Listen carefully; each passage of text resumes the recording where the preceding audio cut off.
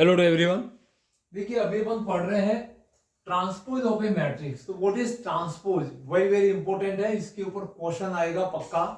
तो transpose of matrix क्या होता है, इसका सिंपल सा रूल है, उस रूल को आपको याद रखना है कि किसी मैट्रिक्स के रो को अपन एक्सचेंज कर ले कॉलम से। रो और कॉलम को एक्सचेंज करने से जो मैट्रिक्स प्राप्त होती है उसको अपन कहते हैं उस मैट्रिक्स का ट्रांसपोज मैट्रिक्स। Very simple. तो अपन एक एग्जांपल लेते हैं। मान लीजिए ये मैट्रिक्स है आपके पास 4 6 -7 एंड 3 और इसका ट्रांसपोज फाइंड करना है।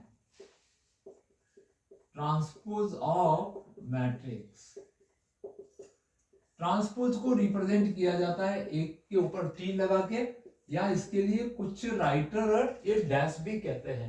तो वेरी सिंपल रूल क्या है, रो को कॉलम में बदलना है। दैट मीन्स ये जो रो होगा ये घूम जाएगा मैट्रिक्स और कॉलम बन जाएगा। That means A transpose is equal to, ये जो रो के मेंबर है इनको आप कॉलम में लिखिए। देखो 4 ऐसे का ऐसे और इसका कॉलम बन गया तो 4,6 हो गया, और यहां से ये जो -7 3 था ये आपके इस तरह से आ जाएगा। तो वेरी सिंपल, ट्रांसपोज में बदलने के लिए रो को कॉलम में एक्सचेंज किया जाता है या कॉलम को रो में। जब आप एक काम करोगे रो को कॉलम में बदलोगे तो ऑटोमेटिकली कॉलम है वो रो में चेंज हो जाएगा।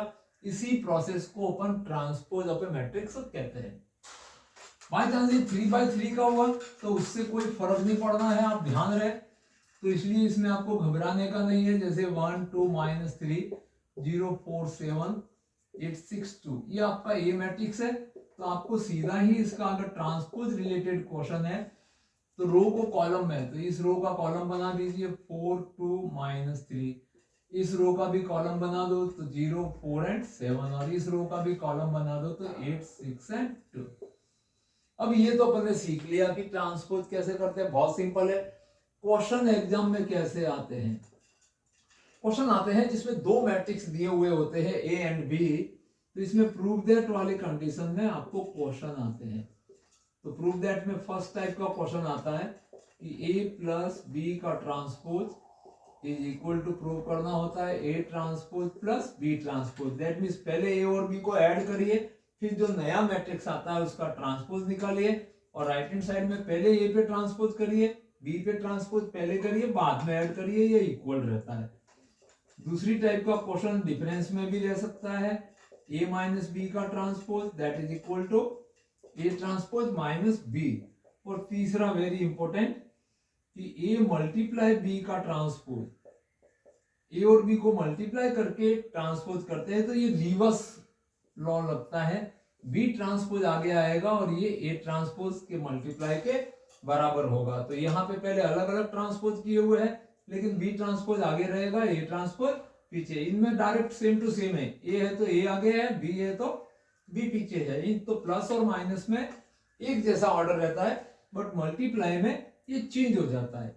इस रूल को अगर आप एक्सटेंशन देना चाहे कि ए इंटू बी इंटू सी इंटू डी बहुत सारे हो, तो यहाँ पे लास्ट वाला एक एक आगे आता जाएगा, C transpose B transpose A transpose. इस तरह से ये रूल चलता है, जिसको इन दोनों पोजीशन को अपन कहते हैं reversal law. That means multiply में ट्रांसपोज रिवर्स ऑर्डर में घूम जाता है। जो लास्ट वाला जैसे सी होगा, सी के आगे और होंगे तो जो सबसे लास्ट में इधर होगा वो यहाँ का फर्स्ट बनेगा, सी यहाँ पे आ जाएगा, बी इधर शिफ्ट हो जाएगा, और ए जो फर्स्ट था वो लास्ट शिफ्ट हो जाएगा। तो इस तरह के प्रूव दैट वाले क्वेश्चन आ सकते हैं। और रो और कॉलम बेस पे और ट्रांसपोज बेस पे आपको जो समझ में आया है, अभी तक मैंने बहुत सिंपल ही तरीका लिया है, कोई दिक्कत आपको होनी नहीं चाहिए। और अगर आप याद रख पाओ तो ट्रांसपोज से एक प्रॉपर्टी रहती है सिमेट्रिक मैट्रिक्स। सिमेट्रिक मैट्रिक्स ये डेफिनेशन भी है और उस पर प्रूव दैट वाला आता है। तो अगर इसके लिए देखना होता है कि किसी मैट्रिक्स का ट्रांसपोज फाइंड करने पर वापस वो का वो मैट्रिक्स आ जाए तो उसको सिमेट्रिक मैट्रिक्स कहते हैं।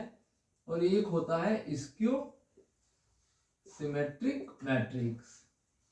तो इसकी प्रॉपर्टी आपको चेक करनी होती है, ट्रांसपोज करने पर आएगा तो वो का वो, लेकिन साइन क्या हो जाएंगे, चेंज हो जाएंगे, नेगेटिव साइन हो जाएंगे।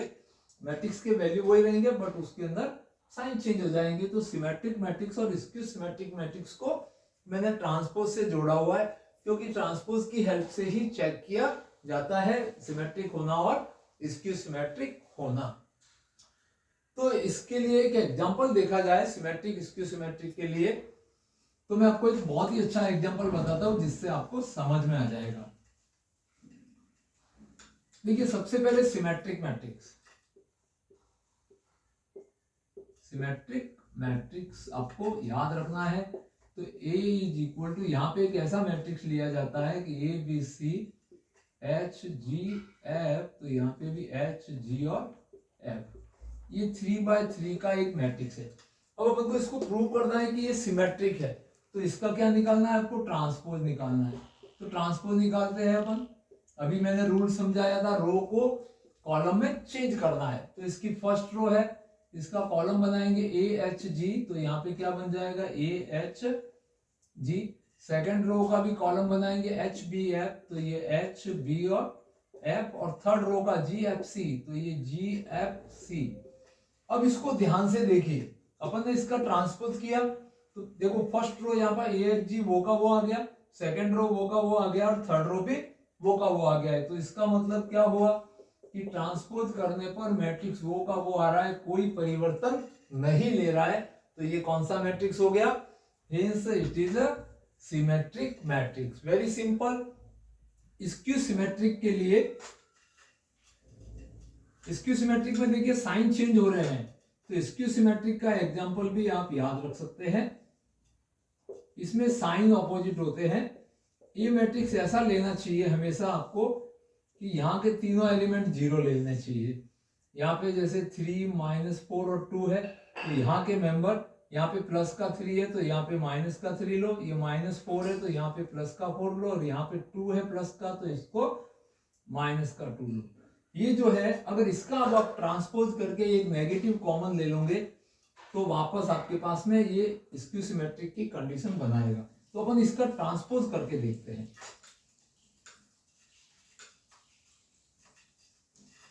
तो यहां से इसका ट्रांसपोज करेंगे, ए ट्रांसपोज, तो फर्स्ट रो का कॉलम बनेगा 0, 3 एंड -4। सेकंड रो -3 और 0, 2 वाली है, तो -3, 0 एंड 2, और थर्ड रो 4, -2 एंड 0। अब स्क्यू के अंदर आगे क्या था, एक माइनस था, तो यहां से एक -1 से अगर आप मल्टीप्लाई कराओगे तो ये माइनस में बाहर लिख देता हूं, तो ये 0 तो 0 रहेगा, ये प्लस का 3 हो जाएगा, ये -1 इस 4 को मल्टीप्लाई करके -4 हो जाएगा, ये एलिमेंट माइनस में चला जाएगा, ये 0 रहेगा, ये प्लस हो जाएगा, और ये प्लस होगा, ये माइनस होगा, और वापस 0। तो अब देखिए माइनस बाहर आते ही यहाँ के रो को चेक करिए, 0, 3, -4, 0, 3, -4, -3, 0, 2 सेम रो है, और यहाँ पे भी 4, -2, 0 सेम है। दैट मीन्स ये माइनस, और ये आपका मैट्रिक्स जो कौन सा था, ए। तो ए का ट्रांसपोज करने पर माइनस का ए अगर आता है तो उसको अपन कहते हैं स्क्यू सिमेट्रिक का मैट्रिक्स। तो बने रहे समझने के लिए मैट्रिक्स थ्योरी के अंदर। अभी तक सब्सक्राइब नहीं किया है तो सब्सक्राइब करते जाए और अपने सभी मित्रों में शेयर करते जाए, ताकि आपका सिलेबस फार्मास्यूटिकल जो बी फॉर्म वाले हैं उनका कवर हो जाए। Thank you watching this video.